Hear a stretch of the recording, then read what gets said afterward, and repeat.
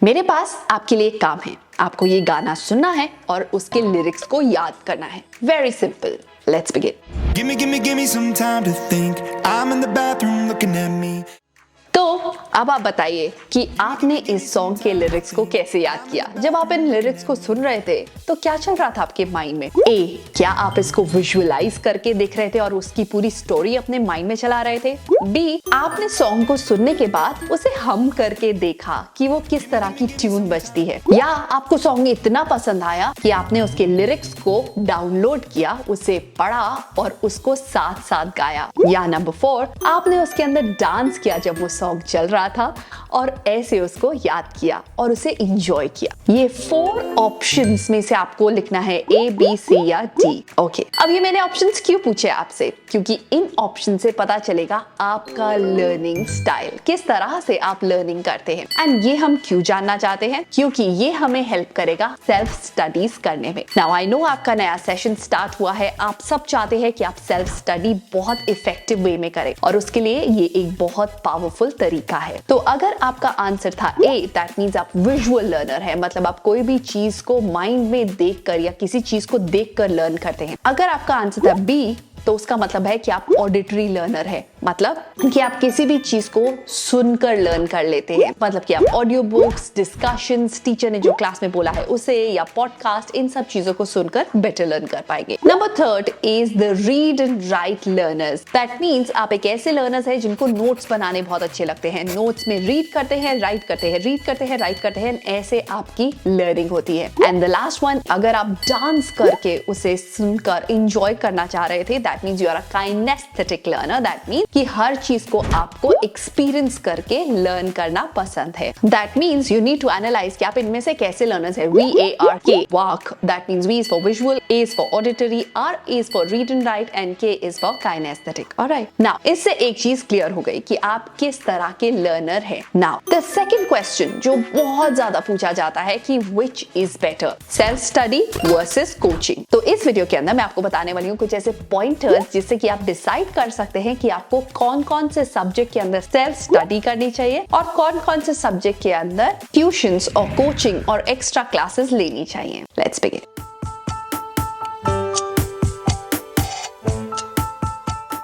Number 1, अगर आप उस तरह के स्टूडेंट हैं जो लास्ट मिनट तक सारी चीजों को छोड़ते हैं एंड लास्ट मिनट में पैनिक करते हैं, उस वजह से आपके एग्जाम में मार्क्स अच्छे नहीं आते हैं, देन गो फॉर कोचिंग। इससे आपका टाइम फिक्स हो जाएगा and you would enjoy studying every single day.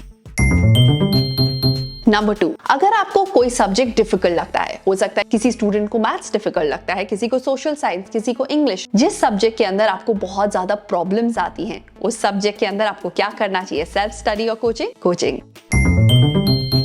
Third one is to test yourself. अगर आप चाहते हैं कि आप अपने आप को टेस्ट करें in comparison to your friends और in comparison to how you were last time, और ये आप रेगुलर बेसिस पे करते रहे, then my answer is coaching for you. Number 4, time save. अगर आप एक डिफिकल्ट सब्जेक्ट के अंदर टाइम सेव करना चाहते हैं by not experimenting too much, क्योंकि टाइम कम है, तो आपको ऑप्ट करना चाहिए कोचिंग। कोचिंग के अंदर एक मेंटर के अंडर आपको पर्सनलाइज गाइडेंस मिलती है, आपकी अकाउंटेबिलिटी होती है। दैट मींस आपको बताना होता है कि आपने आज क्या होमवर्क किया कि नहीं, आपसे फीडबैक पूछा जाता है, आप मोटिवेटेड रहते हैं और एक आपका बड़ा सपोर्ट ग्रुप फॉर्म हो जाता है। और इस वजह से कोचिंग आपको पढ़ाई करने में हेल्प करती है। अब बात करते हैं सेल्फ स्टडी की। क्या आप उन लोगों में से हैं जो कोचिंग बिल्कुल भी प्रेफर नहीं करते हैं? Then self study is for you. Self study मतलब कि आपको खुद से पढ़ाई करनी है। अगर I am not promoting coaching here, but what I am trying to say कि अगर इनमें से कोई भी प्रॉब्लम आप फेस करते हो तो without hesitation go for coaching. अब आपके मन में बहुत सारे क्वेश्चंस उठ रहे होंगे, I can not afford coaching, coaching के अंदर बहुत टाइम चला जाता है, किन किन सब्जेक्ट की कोचिंग लेनी चाहिए, अगर हमारे जहाँ पे हम रहते हैं वहां पे आसपास कोचिंग अवेलेबल नहीं है तो क्या करें, हमारा स्कूल बहुत लेट तक खत्म होता है तो क्या करें। इन सब क्वेश्चंस के आंसर मैं एंड ऑफ द वीडियो आपको दूंगी। Now moving on to the self study. Self study इतना इंपॉर्टेंट क्यों है? हर टॉपर स्वेयर बाय करता है सेल्फ स्टडी पे, चाहे आप किसी IAS का इंटरव्यू देख लो, किसी 10th क्लास के टॉपर का या क्लास 12th के टॉपर का, everybody will say the only reason was self study.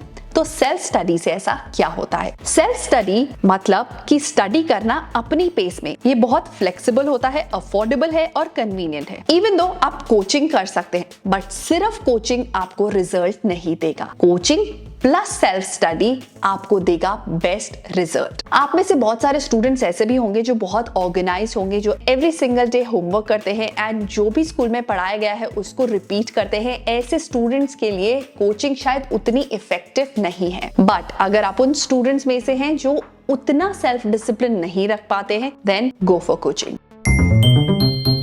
Now, अगर आप कंफ्यूज हैं कि whether you should go for coaching or which subject, then let me tell you 5 parameters. In 5 parameters को left side लिखिए और उनके आगे टिक या क्रॉस करिए, आपका आंसर आपके सामने आ जाएगा। Number 1, learning goals. तो अगर आपके लर्निंग गोल्स हैं कि आपको प्लान करके हर चीज फिनिश करनी है with the testing and class से आगे चलना है, ताकि आप पहले अपने सिलेबस को फिनिश कर दो और 2-3 बार रिवाइज कर पाओ, then coaching is for you. Number 2, learning style. हर स्टूडेंट का लर्निंग स्टाइल अलग होता है। अगर आपका लर्निंग स्टाइल ऐसा है जिसके अंदर यू वांट फ्लेक्सिबिलिटी, जिसके अंदर आप सेल्फ डिसिप्लिन है और इस तरह से पढ़ाई करते हैं जो आपने टाइम टेबल बना लिया है, you stick by that, go for self study. Number 3, time available. अगर स्कूल से आने के बाद आपके पास बहुत ज्यादा टाइम नहीं है to go and come back from different subject की coaching, go for self studies. इस केस में आप कोचिंग कर सकते हैं वीकेंड्स पर। Budget also plays a very important role. अगर आपका बजट इतना नहीं है कि आप हर सब्जेक्ट की कोचिंग के अंदर इन्वेस्ट करें, गो for self studies. Subject matter. Starting of the session आप अपने सारे सब्जेक्ट्स के बारे में लिखिए और अपनी स्ट्रेंथ और वीकनेस लिखिए। हर सब्जेक्ट के अंदर क्या आप बिना किसी मेंटर की हेल्प से या किसी एक्स्ट्रा टीचर की हेल्प से कर पाएंगे? If yes is the answer, self study आपके लिए सफिशिएंट है। पर अगर आपको लगता है कि यहाँ पे मुझे एक टीचर की हेल्प मिलेगी तो मैं बेटर परफॉर्म कर पाऊंगा या कर पाऊंगी, तो you should go for coaching.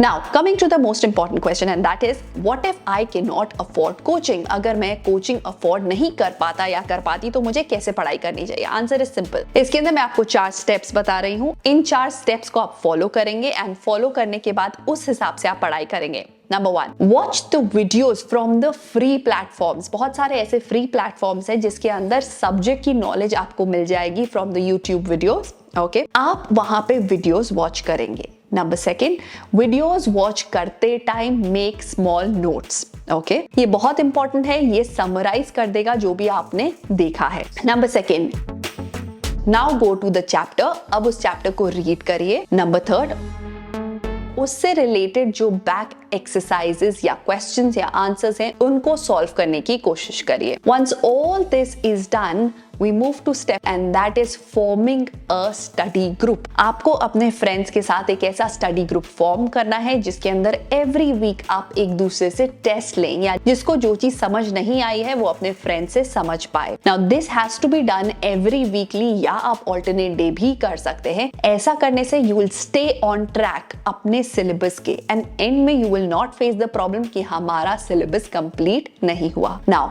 Moving on to the 5th step and that is solving the sample papers right from the starting of the session।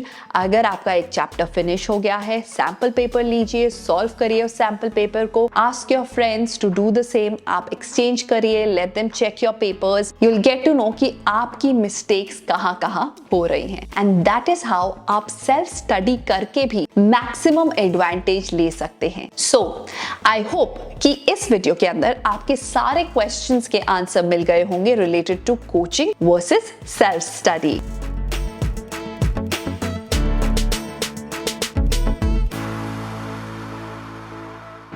And in case आपके कुछ क्वेश्चंस अनआंसर्ड रह गए हैं, so leave that in the comment section below. I will make sure that I will answer all your questions, alright? And do let me know in the comment section below कि आप क्या choose कर रहे हैं, coaching और self study, alright? With this I will take your leave and I will see you in my next video. Till then take care of yourself and stay super duper productive. Bye bye. Subscribe for more such videos.